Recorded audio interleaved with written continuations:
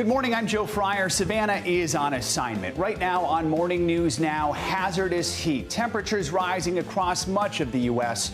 This morning, tens of millions of Americans from Texas to Maine now waking up to heat alerts as yet another widespread heat wave takes hold. This is only making conditions worse in flood-ravaged Kentucky. The extreme temperatures posing a new threat to an already devastated community. We have team coverage. Final plea. WNBA star Brittney Griner back in a Russian court this morning for closing arguments in her trial on drug charges. Griner expected to take the stand one last time before her sentencing. We'll bring you the latest as calls grow louder for Griner's release. Rallying the right, one of the GOP's biggest events taking place in Texas. This year's CPAC in Dallas about to get underway with a who's who of conservatives, including former President Trump, expected to attend. More on the event and what it could signal ahead of the November midterms.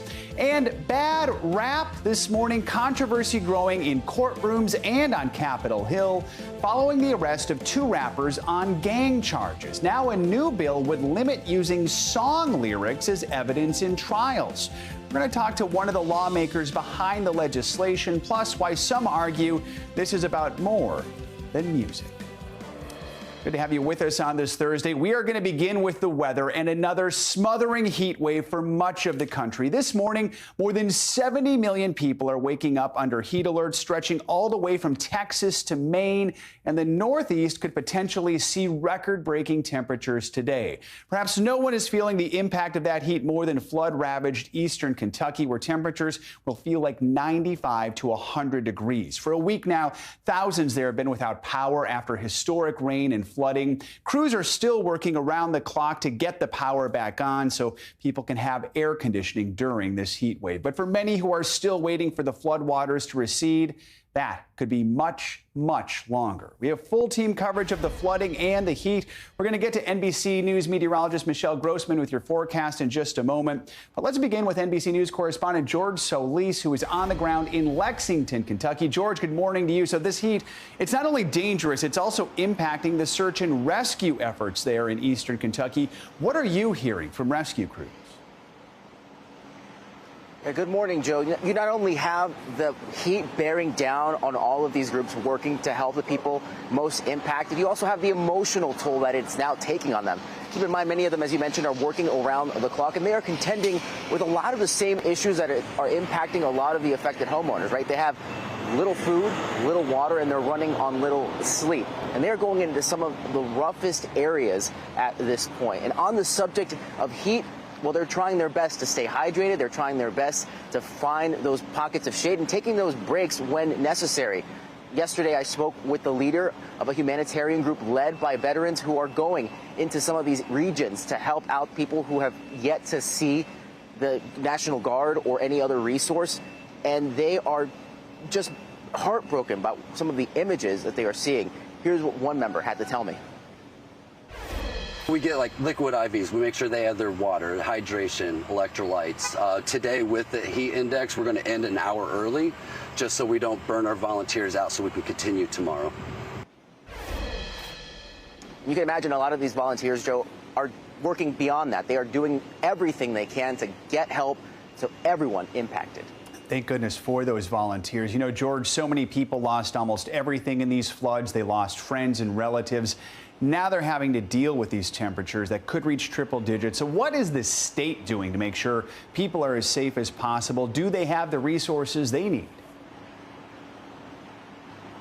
Yeah, one thing Governor Andy Beshear has been critical on is making sure that they get ahead of any other weather event after this flooding. He announced the opening of cooling centers, at least 8 in the region, which are so crucial, especially for seniors that are without power. And right now, the other thing is making sure they have water. And we have seen pallets and truckloads of water being carried into these regions, and in some cases being airdropped where there are still no roads or bridges to get into certain regions. And also on that, you also have the utility crews that have been working nonstop to restore power. And it's actually kind of impactful when you think about it. When we first got here, the outages were in the tens of thousands. They are now down to a few thousand in certain pockets. And that is crucial in helping to restore AC for those people that still have homes. At a time they need it more than ever. You know, George, Kentucky was hit by those deadly tornadoes late last year, then the devastating floods, now this dangerous heat.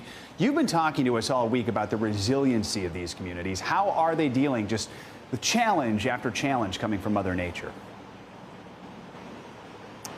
Yeah, Joe, and this is one of those cases where the worst is bringing out the best in people. You have people who have been impacted by other weather events on the western side who have driven miles to help out their neighbors here on the eastern side of the state. They are bringing food, they are bringing water, they are bringing medical supplies. Sometimes you have complete strangers helping strangers, just there to listen to people who have been through the worst right now. And it is just such a show of solidarity and support. People here united in a way that is really just emotional in some cases. And I should mention, there's also a relief fund that the people of Kentucky have started. At this point, it has raised more than $3 million. Joe? Very impressive. George Solis reporting from Bluegrass Country. George, thank you so much. Let's continue our coverage. Get a check on your morning news now, weather, what's happening in Kentucky and beyond. Michelle Grossman joins us. Hey, Michelle, good morning. Hey there, Joe. Good to see you. And we do have a heat advisory in Hazard. It was just a week ago where they saw 9 inches of rain in 12 hours. Still going through those recovery efforts, as George just showed us. So it's going to be a tough day there once again. We're looking at heat alerts for 73 million Americans. From the central and southern plains, Dallas, you've had 38 triple digits this summer, and you're so far the second warmest summer, so we're going to see what happens by the end of the summer. But these heat alerts stretch into the New England area, also the Northeast, into the Carolinas, so Boston, D.C., Philadelphia. You're going to see very warm temperatures. You factor in the humidity, it's going to feel brutal this afternoon. So Northeast sizzle, we're looking at temperatures into the 90s, but feeling like 100 in New York City by this afternoon. It's going to feel like 98 degrees in Boston, feeling like 103 in Baltimore, and we're going to see more of the same tomorrow. We have a cold front that's working to the east. I'll show you that in just a minute, but it's not going to get quite here yet. So Friday, we're looking at another warm day, 93 in Philadelphia. It's going to feel more like 100 by the afternoon. It's going to feel like 99 in New York City and feeling like 101 as far north as Providence. We're going to keep it toasty throughout the weekend as well. So that cold front moves through the east. Not much of a relief. We're still going to see really high dew points as well. So Buffalo, you're going to be into the 80s. D.C. staying in the 90s. Now let's talk about the cold front that's moving through, because it is spurring some flood warnings this morning where you see the red here, and you can see why. We're seeing torrential rainfall. Rain rates of 1 to 2 inches per hour. Where you see the darker colors, especially the reds, especially the oranges, that's where we're seeing torrential downpours. We're seeing some lightning, hearing some thunder as well. And we're also looking at the chance show for some severe weather from New England all the way to Tennessee, where we could see winds gusting up to 60 miles per hour. Back to you. All right, rain and heat. We know to keep an eye on it. Thank you, Michelle. Sure. Now to some breaking news. China has launched several ballistic missiles into water surrounding Taiwan after Beijing announced the start of live-fire military drills. The exercises come after House Speaker Nancy Pelosi visited Taiwan in a controversial trip that sparked condemnation and fury in Beijing. NBC News Digital reporter Rhoda Kwan joins us now from Taiwan's capital, Taipei. Rhoda, good to have you with us. So walk us through what's happening and what China is disclosing about these drills. How close are these missiles to the island, and how's Taiwan responding? Yeah, so Chinese state media today said that it launched, quote, precision missile tests, and that they had, quote, the intended effect. We don't really have the information on how close they were to the island of Taiwan. The Taiwan's defense ministry has confirmed that China's army did send 11 ballistic missiles to the north, south and east of Taiwan, starting at about 2 p.m. today. This is also the first time China has sent missiles into the waters around Taiwan since 1996 during the Third Taiwan Strait crisis. Taiwan's response has been to condemn these missile tests, and they've compared them to North Korea's missile tests, and they've also called on the international community to continue to show solidarity with Taiwan. So what we're seeing is a lot of military posturing around the waters of Taiwan. All of this is coming, of course, after Speaker Pelosi's visit. What is the atmosphere like in Taiwan right now? Are people concerned that tensions with China could escalate further? There's actually really no sign of panic here in the capital of Taipei. These drills, although they don't happen every day, they weren't unexpected, given China has been warning that they didn't want this trip to happen. What's to understand is that here in Taiwan, the Taiwanese have been living with the threat of a possible invasion from China for decades. So their response really is a much more measured one and a pragmatic one. And the Taiwanese government's messaging around this has also been very calm and very, very measured. Countries all around the world are keeping an eye on what's going on here. I mean, what's the international reaction been like to these military drills that are happening? Yeah, so neighbouring countries are definitely very concerned about these drills in the waters around Taiwan. Japan today has again expressed serious concerns. South Korea yesterday called for calm. The ASEAN, the Association of Southeast Asian Nations, has also put out a joint statement today expressing concern that these drills will destabilize the region. And the foreign ministers of the G7 countries, they sent out a joint statement today telling China that there is no justification, a visit is not a justification for an aggressive military action like this, and they've called for China to not unilaterally change the status quo across the strait, and to call on China to resolve this by peaceful means. All right, Rhoda, thanks so much for joining us this morning with this breaking news. We appreciate it. The Russian trial of WNBA star Brittney Griner appears to be coming to a close. Both sides are set to deliver closing arguments this morning. Griner's lawyers say we will also hear from her one last time before the trial wraps. She'll deliver final testimony in her own defense. At the same time, there are renewed calls this morning for Griner's release. The head coach of the WNBA's Las Vegas Aces, Becky Hammon, spoke out, sending a message to Russian officials. See, Brittney being detained. Like I said, it's upsetting. We want her to come home, so I just asked the Russian government to do the right thing. It's never too late to do the right thing, and I think at this point, like I said, whether she did or didn't, it's time to send her home. For more on this, let's bring in NBC News foreign correspondent Kelly Kobiea in London. So, Kelly, with the trial expected to wrap up today, how soon could we expect a verdict?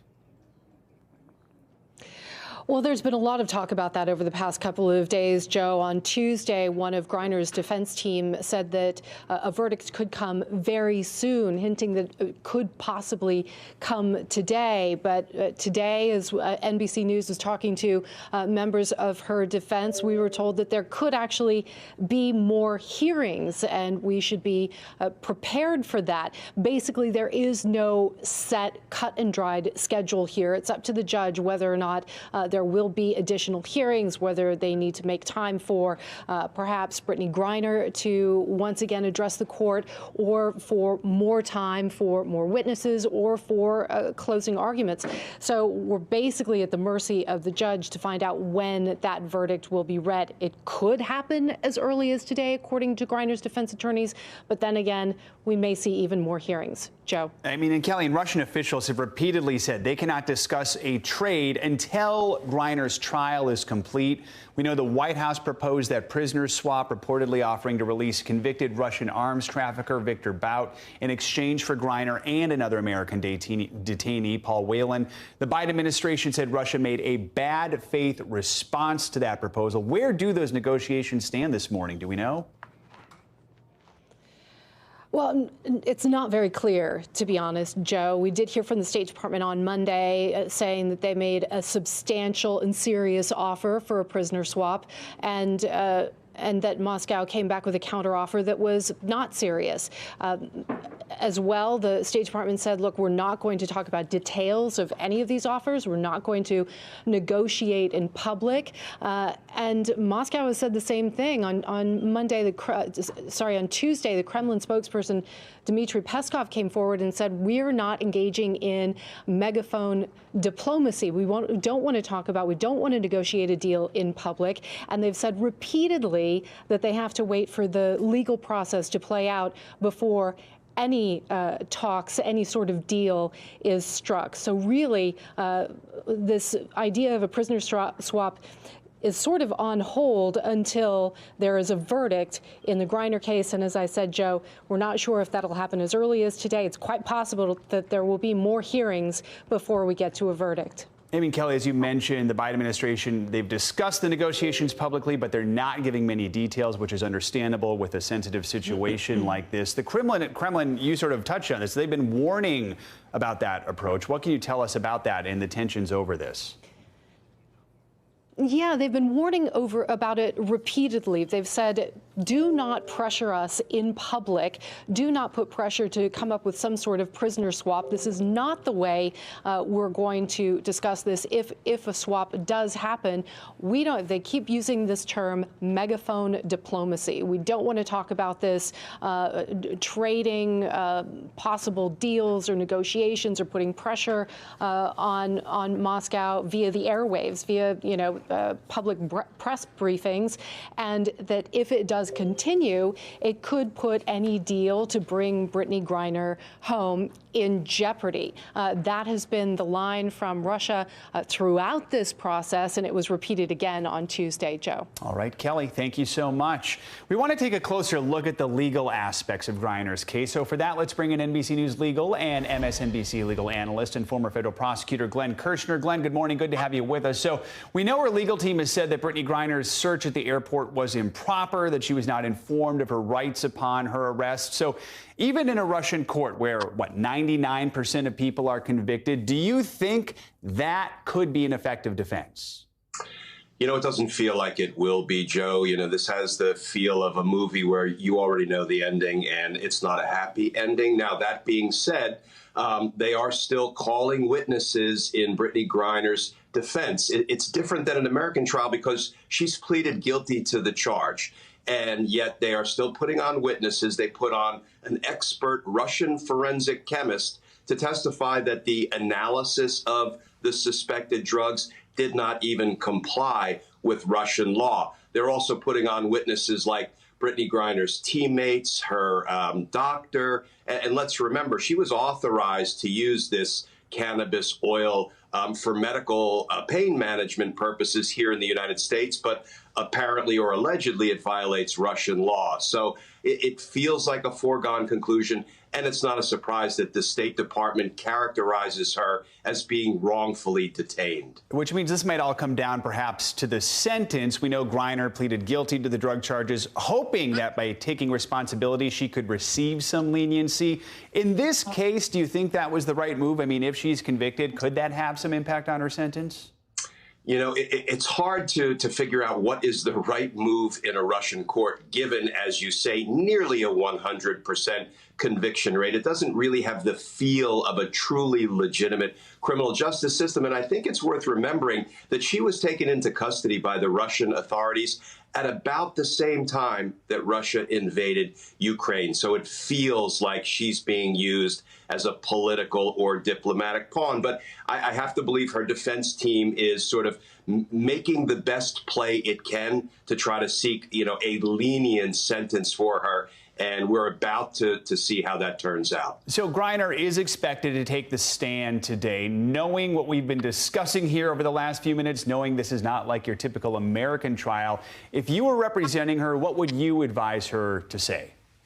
Well, she's already pleaded guilty, so I do think you have to express remorse. I think you have to apologize if, in fact, she broke the laws of Russia. And then she has to hope for the best. It does sound like they've put on some character testimony, like I say, from her teammates and the team director. So perhaps the judge will have leniency on her. But given the talk of a potential swap, Brittney Griner for some Russian prisoners that we have here in the United States, you feel like this sentence might ultimately be used as leverage for political purposes. All right, Glenn Kirshner, appreciate your analysis this morning. Thank you so much for joining us. Turning now to the NFL and the ongoing controversy surrounding Cleveland Browns quarterback Deshaun Watson. Earlier this week, Watson was given a 6-game suspension by a disciplinary officer appointed by the league and the Players Association. But yesterday, the league announced it's appealing that decision, calling for a tougher penalty for violating the league's personal conduct policy. Watson is accused of sexual assault and sexual misconduct by some 24 women. He has denied any wrongdoing. In a statement, the NFL said Commissioner Roger Goodell will determine who will hear the appeal. Under the league's collective bargaining agreement, Goodell can consider the appeal himself or can appoint a designee to do so. On Capitol Hill, tributes are pouring in for Indiana Congresswoman Jackie Walorski. She died in a car accident yesterday, along with 2 staffers. The White House is flying its flags at half-staff after President Biden offered his condolences in a statement last night. NBC News senior congressional reporter Scott Wong joins us now. So, Scott, how is Congresswoman Walorski being remembered? What are we hearing from the president and from those who knew her and worked with her on Capitol Hill? Well, Joe, I covered Congresswoman Walorski for a number of years when in covering the House of Representatives. There are 2 types of lawmakers on Capitol Hill. There are show horses and workhorses. And Congresswoman Walorski definitely was a workhorse. She was somebody who operated behind the scenes. She held powerful positions on committees, the Ways and Means Committee, Armed Services. And then she was also the top Republican on the Ethics Committee, a tough assignment because that's the committee that investigates potential wrongdoing by your fellow members of Congress. Kevin McCarthy, who put her on that committee and appointed her, called her tough but fair, a no-nonsense straight shooter who knew that Congress must reflect the will of the people with decency and honesty. You mentioned President Joe Biden weighing in with the statement. He wrote, "We may have represented different parties and disagreed on many issues, but she was respected by members of both parties for her work on the House Ways and Means Committee, on which she served. She also served as co-chair of the House Hunger Caucus, and my team and I appreciated her partnership." Now, 2 other of her staffers also were in the car and died in that 2-car collision in her northern Indiana district. Just another reminder of how dangerous some of these jobs in Congress can be as members travel and put on thousands and thousands of miles on their vehicles, particularly in these rural districts, Joe. An important reminder. No doubt more tributes will be pouring in the coming days. Scott, let's turn our attention to politics now. That $740 billion reconciliation bill. We know the Senate parliamentarians currently reviewing the text, which is an incredibly important part of this process. So where do things stand? Are Democrats bracing for the possibility of even more changes? Yeah, I think they are. I think we can expect that there will be some changes, whether they are tweaks or substantive changes.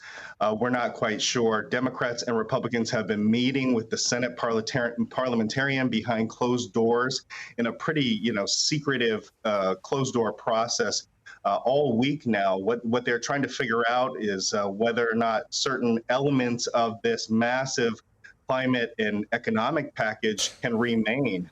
She makes the call whether or not these various portions of the package can pass muster. So that's sort of what's happening behind the scenes. Now, separately, Kyrsten Sinema, the moderate Democrat from Arizona, is quietly behind the scenes raising objections to certain parts of the package as well. She wants a long-held position she's had was that she's opposed to closing a special tax loophole that helps private equity and hedge fund managers, allows them to pay lower taxes. She's opposed to closing that loophole. She also wants some more money for wildfire prevention and resiliency. So obviously, wildfire is a big issue and drought a big issue in Arizona. Scott, real quickly while we have you, I also want to ask you about this subpoena handed down to Donald Trump's former White House counsel, Pat Cipollone, by the Justice Department. So this is part of the DOJ's investigation into the January 6th insurrection. What can you tell us about that? I mean, at this moment, I really see this as a handoff from the January 6th committee, which is starting to wind down, moving into their report writing mode away from the public hearings. And now DOJ is really ramping up. And so we have seen a number of action from the DOJ, including now, taking a hard look at Cipollone. We know from the previous testimony to the January 6th committee, Cipollone was there in the White House in key moments related to January 6th, specifically when there was an effort to try to install Trump allies into DOJ to launch a widespread investigation into voter fraud. Separately, on January 6th itself, he did not want Trump to go to the Capitol to join the protesters because he believed that could open up President Trump and the White House to greater legal and criminal exposure. And finally, Joe, he also, when the riot began, Cipollone, if you remember, said that we have to go tell President Trump to stop this, to intervene, to say something, to get the rioters to go home, because if not, then people in the White House would have blood on their hands. Joe. All right, Scott, a lot to cover in Washington this morning. Thanks so much for joining us. Coming up on Morning News Now, getting personal. New sanctions over the war in Ukraine now taking aim at one of the rumored mistresses of Russia's president. We'll bring you the latest on that. Plus, overwhelmed, how the growing immigration crisis is taking a toll on cities thousands of miles from the southern border. We'll be right back.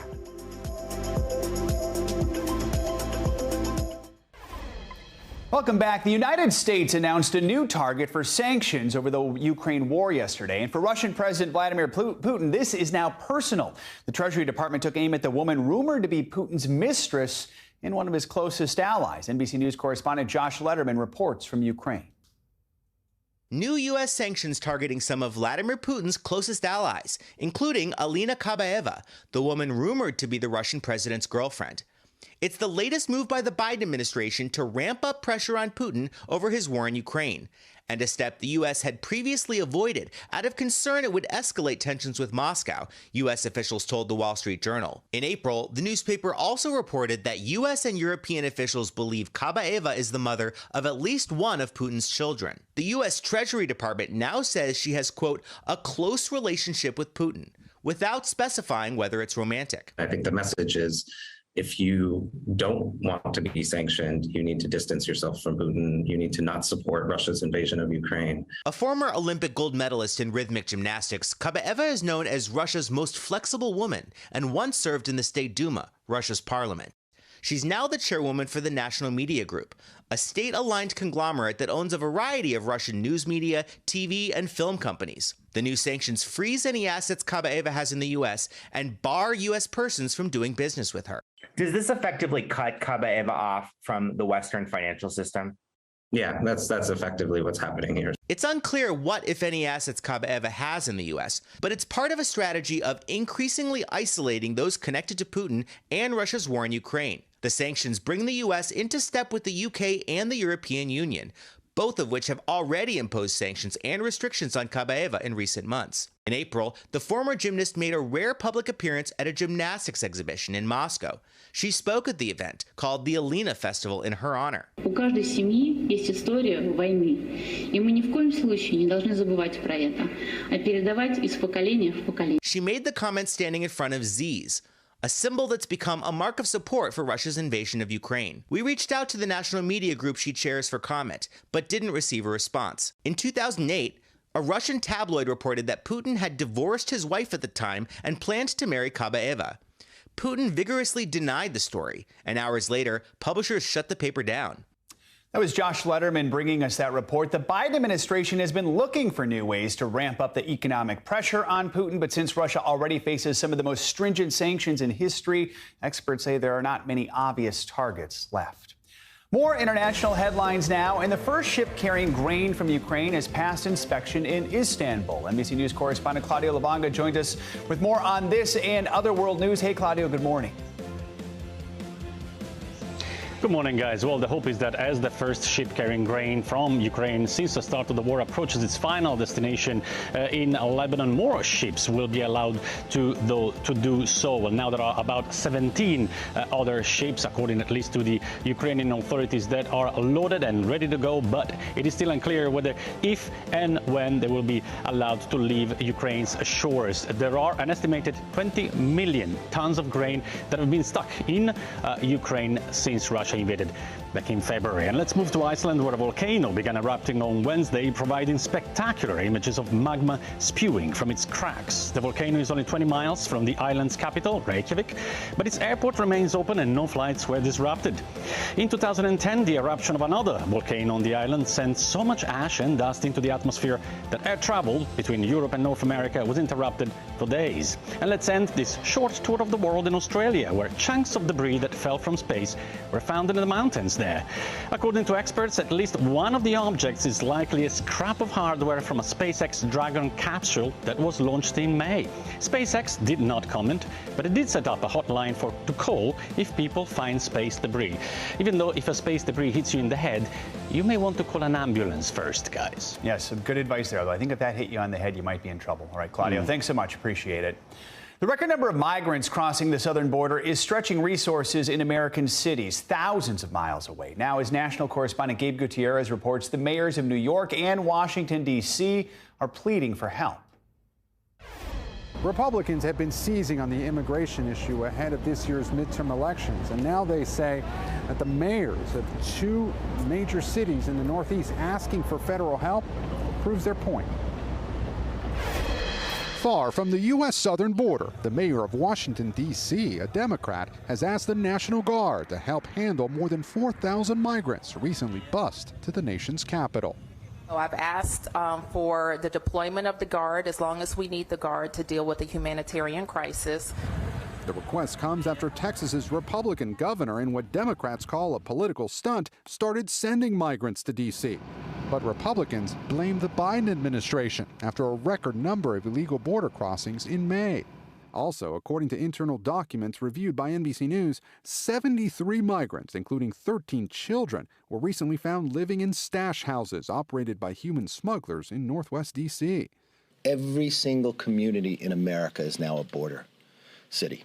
This is a national crisis. New York's mayor is also asking the federal government for help. His office says about 4,000 asylum seekers have entered the city's homeless shelter system since late May. If there was ever an all-hands-on-deck moment, this is it. Have you ever seen numbers like this?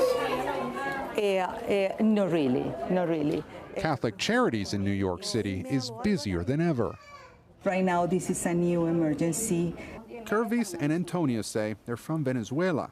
Why'd you come? ¿Por qué viniste? A better life for my daughter, she says. They were among those bussed to the Northeast from Texas after a grueling journey through Central America. My daughter said she trusted us, but it was hard, she says, because at one point we almost ran out of food. Now, migrant arrests at the border did drop 14% in June, after that all-time high the month before. Back to you. Gabe Gutierrez, thank you so much. Coming up, a stunning concession in court by far-right conspiracy theorist Alex Jones. That's 100% real, and the media still ran with lies that I was saying it wasn't real. Up next, a dramatic development in his defamation trial after years of Jones calling the Sandy Hook school shooting a hoax. This is Morning News Now. We're back now with the latest from the Conservative Political Action Conference, or CPAC, which kicks off this morning in Dallas. Former President Trump and Senator Ted Cruz are just a couple of the high-profile headliners who are expected to speak this weekend. NBC News reporter Gary Grumbach joins us now from the conference in Dallas. Gary, good morning to you. So what should we expect to see at the conference? Who else is expected to be speaking there? Good morning, Joe. Yeah, CPAC has long been a gathering of conservatives and conservative ideas. But since Donald Trump stepped on the stage, literally and metaphorically, a few years ago here at CPAC, it really has become a gathering of Trumpism and Trump world in every sense of those terms. We're going to hear from everybody from Ted Cruz, former President Donald Trump, as you mentioned, to Colorado Representative Lauren Boebert. Fox News host Sean Hannity will be here, and also Texas Attorney General Ken Paxton. So we're getting those types of voices from domestically. But we're also going to hear from Hungarian Prime Minister Viktor Orban. He's giving the marquee speech here at CPAC, Texas, later this afternoon. And for those of you who are unfamiliar with Orban, he is the far-right leader of Hungary, who actually, Freedom House moved their level of freedom from free to partly free, in part because of Orban's leadership. And just last week, he denounced countries where European and non-European people intermingle as, quote, no longer nations. So that's some fairly racist rhetoric from Orban there when he's going to be speaking here at CPAC. We're going to be talking to attendees throughout the day if they agree with what he has to say and if Orban does have a place here at CPAC. Joe? Gary, I want to ask you about a couple key issues. First of all, abortion. We saw that strong defense of abortion rights by voters in Kansas's primary elections this week. How is that sitting with conservatives? That's a huge issue at CPAC. Is it going to be addressed at the conference this weekend? Yeah, you know, abortion is something that is obviously a very emotional and personal issue for so many people across the country, conservatives, of course, included here. And while the issue of Kansas's vote specifically won't be necessarily a session subject here this weekend, we are hearing about the world of post-Roe America, what that looks like in the eyes of many conservatives here across the country. They have a session planned on that specifically later today. And I also want to ask you about the political fallout from the January 6th hearings. Are we going to expect to see a lot of pushback to what the committee disclosed during all of those hearings that were televised from Capitol Hill? Yeah, you got to remember, this is the world of Trumpism and Trump world here. So what Donald Trump thinks is that this is an illegitimate kangaroo court, he calls it.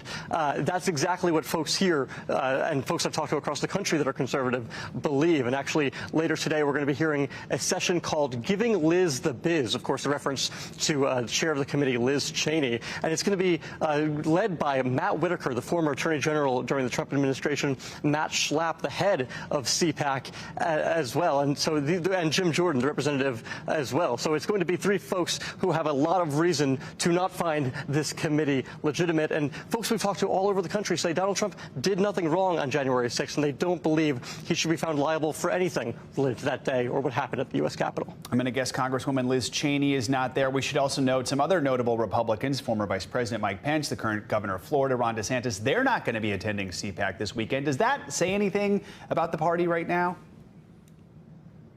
Yeah, no Pence, no Pompeo, no Christie, some of the biggest names, no DeSantis, some of the biggest names in the Republican Party right now are not going to be here. And I think that does remind you what this sort of event has turned into. This used to be a gathering of conservatives where you would hear from the Pences and the DeSantises of the world, but not anymore. It does create sort of a line in the sand, a dividing line as to the Trump wing of the party and everybody else that considers himself a Republican. And it's going to make for a very interesting Saturday afternoon for two reasons. One, because of the annual straw poll that is held every year. It's something that experts and election watchers look at really closely to see who are conservatives interested in for the next election. Of course, in this case, 2024. It's also going to be interesting because later that afternoon, about 2 hours after that straw poll concludes, former President Donald Trump is expected to take the stage here behind me to what is expected to be a raucous crowd. All right, Gary Grumbach reporting from Dallas. Gary, thank you so much. For years, conspiracy theorist Alex Jones claimed the massacre at Sandy Hook Elementary School was a hoax. But in an Austin, Texas courtroom yesterday, Jones admitted under oath that it was indeed real. It's the first of several trials in which Sandy Hook families are seeking millions of dollars in damages. NBC News correspondent Ann Thompson has the latest. Alex Jones' stunning admission came during a contentious cross-examination. It's 100% real. Finally conceding the Sandy Hook school shooting did happen. After years of insisting on his InfoWars show, the massacre was a hoax. How could you believe any of it? It's 100% real. And the media still ran with lies that I was saying it wasn't real. The parents of Jesse Lewis, one of 20 first graders who died in the massacre, are seeking $150 million in damages. To restore the honor and the legacy of my son that was tarnished by Mr. Jones. Jones blasted Jesse's father on his show. He is being manipulated by some very bad people. I mean, I'll just say it because I got to be honest. He's slow. But in court, he faced Jesse's mother. Jesse was real. I am a real mom. Testifying their 6-year-old son and their pain were real. The conspiracy theorist has been a difficult witness. This is not your show. Admonished by the judge for lying on the stand. You're already under oath to tell the truth. You've already violated that oath twice today. And he was caught in another lie by the plaintiff's attorney. Your attorney's messed up and sent me an entire digital copy of your entire cell phone with every text message you've sent for the past 2 years. Including text messages about Sandy Hook Jones failed to share, as ordered by the court. And that is how I know you lied to me when you said you didn't have text messages about Sandy Hook. Did you know that? The jury will determine what, if anything, Jones must pay. Ann Thompson, NBC News. A new piece of legislation would bar the use of song lyrics as evidence in criminal cases. It's called the Restoring Artistic Protection, or RAP Act, and it was introduced in Congress last week. Supporters of the bill argue that prosecutors have used lyrics in this way for decades and that the practice disproportionately impacts the hip-hop community. Most recently, lyrics have been cited as evidence in a case against award-winning Atlanta-based rappers Jeffrey Williams and Sergio Kitchens, who go by Young Thug and Gunna. Williams and Kitchens were arrested in May on gang-related charges. They're currently being held in Fulton County Jail without bail until their trial next year. Prosecutors drafted an 88-page indictment against them and 26 others, citing their song lyrics as evidence. Both men's lawyers say they are innocent. Joining us now to discuss more of this issue is the bill's co-sponsor, Democratic New York Congressman Jamal Bowman. Congressman, thanks so much for joining us. We really do appreciate your time. You know, you've said that, quote, our judicial system apparently criminalizes black and brown lives, including black and brown creativity. So when it comes to lyrics, you said, I mean, there's a difference between how juries interpret hip hop music versus some other genres like country or pop artists. Talk more about that disparity. Yes, another example of the institutional racism, the structural racism, and the subconscious and unconscious racism and bias that we all have toward particular communities. Hip hop, particularly aspects of hardcore hip hop, are often looked at as criminal and interpreted as criminal. And when you look at over the last 20 years, hip hop lyrics were used in court cases 500 times towards prosecution. When you look at other genres of music, it's only been used 4 times. All 4 ultimately were thrown out. So this is once again the criminal justice system disproportionately targeting black and brown people. And once again, another example of institutional, structural, and subconscious racism that we have to deal with as a country.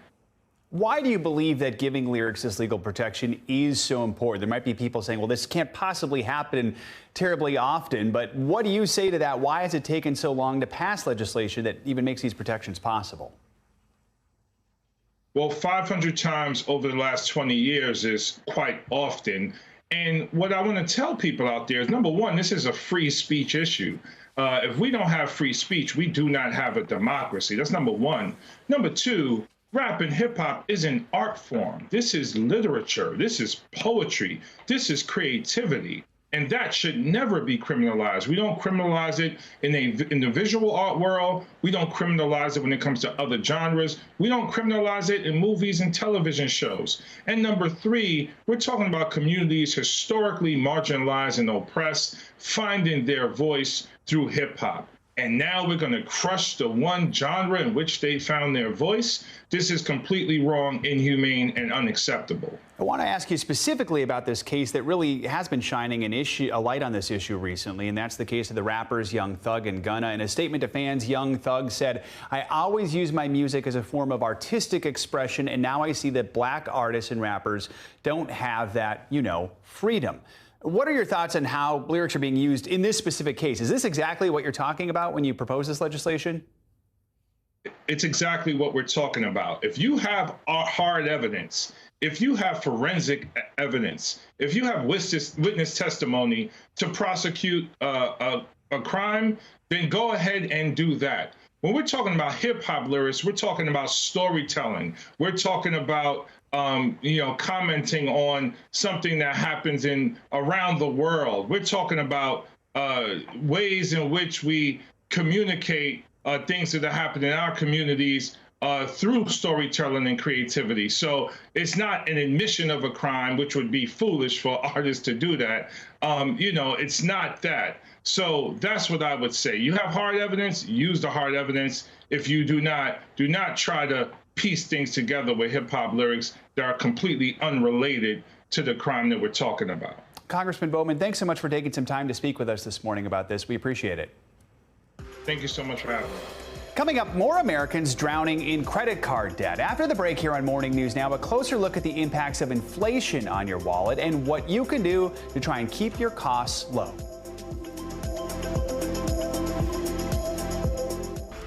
Back with financial headlines and a new proposed rule that may allow you to get reimbursed if your flight is delayed. CNBC's Bertha Coombs joins us with that and other money news this morning. Hey, Bertha. Hey, Joe. You know, flying these days is more of an adventure than most of us can handle. The Department of Transportation says it may require airlines to offer passengers a refund if their flight is significantly delayed or canceled, and they're actually adding some real meat on that. The proposed rule would require a refund if departure or arrival times change by 3 hours or more for a domestic flight, or at least 6 hours for an international one. Refunds would also be due if the airline changes the departure or arrival airport or adds stops to the itinerary. The rule would even apply for travelers who buy non-refundable tickets. The proposal comes as the government has been flooded with complaints from flyers. Meantime, Walmart is confirming that it has begun to lay off corporate employees. The retail giant isn't saying exactly how many workers will be impacted and from which divisions. In a statement to CNBC, Walmart describes the layoffs as a way to, quote, better position the company for a stronger future, unquote. The news comes about a week after the company slashed its profit outlook and warned that consumers are starting to pull back on discretionary spending.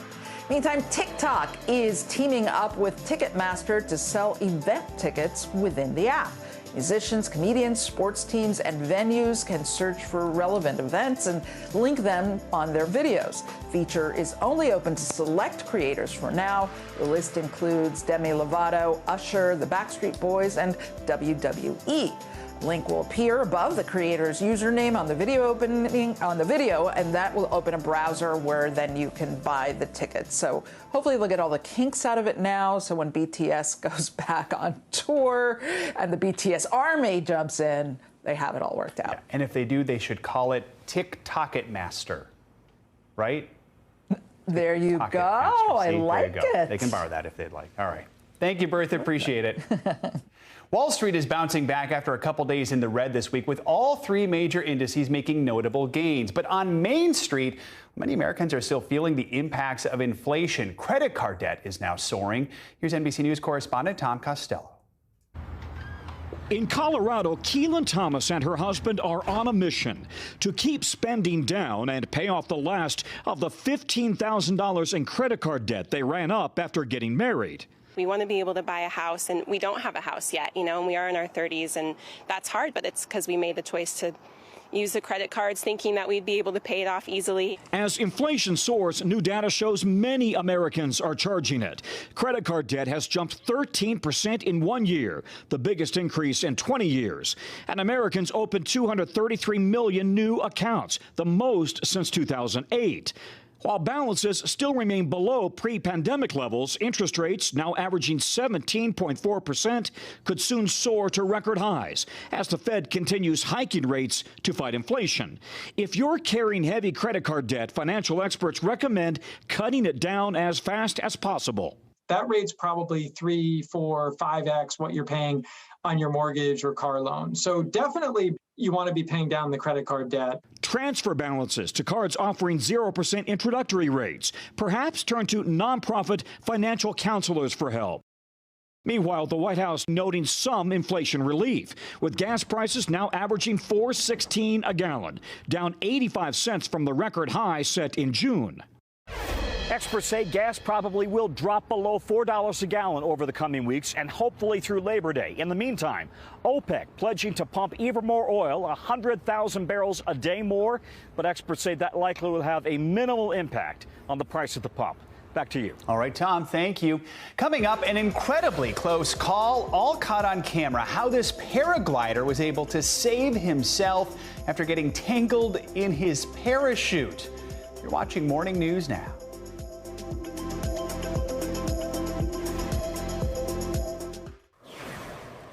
Chrissy Teigen and her husband, John Legend, are expecting a baby. On Wednesday, the model and TV personality posted this photo on Instagram, coming up here in a moment, announcing her 4th pregnancy. In the post, she also referenced her recent pregnancy loss, writing that she has fears about this pregnancy after losing her 3rd child, Jack, last September. Teigen and Legend have been married for almost 9 years now. They have 2 other children, Luna and Miles. She wrote, quote, "The last few years have been a blur of emotions, to say the least, but joy has filled our home and hearts."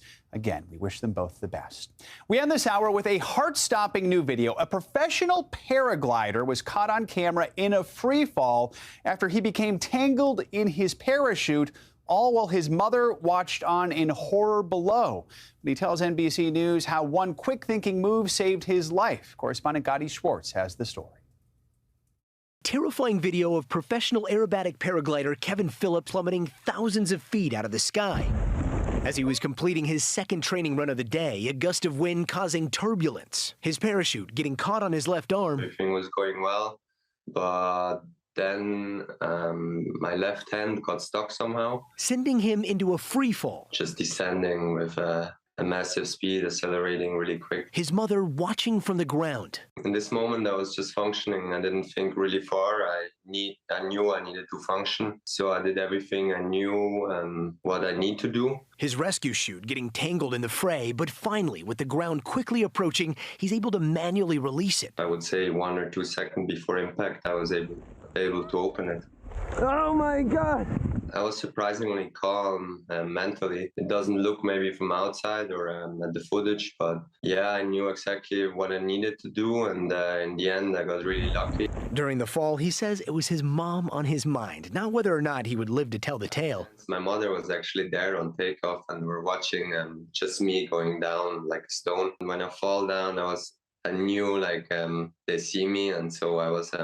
My heart or my thoughts were with them. For me, it didn't matter if I crash and I die, like your dad doesn't, affect me that much after that point. But even after this fall, Phillip says he'll be back in the air tomorrow. I had to rethink and to consider if it's worth it or not. Yeah, and I had to say at this point, it's completely worth it. It was never a question if I should leave the sport or if I should stop doing that. It gives me too much pleasure, too much fun and excitement.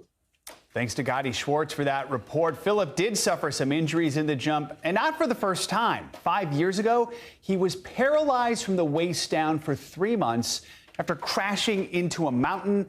But then he was out of a wheelchair and, yes, back paragliding again within 6 months. Incredible. That does it for this hour of Morning News Now. The news continues right now. Thanks for watching our YouTube channel. Follow today's top stories and breaking news by downloading the NBC News app.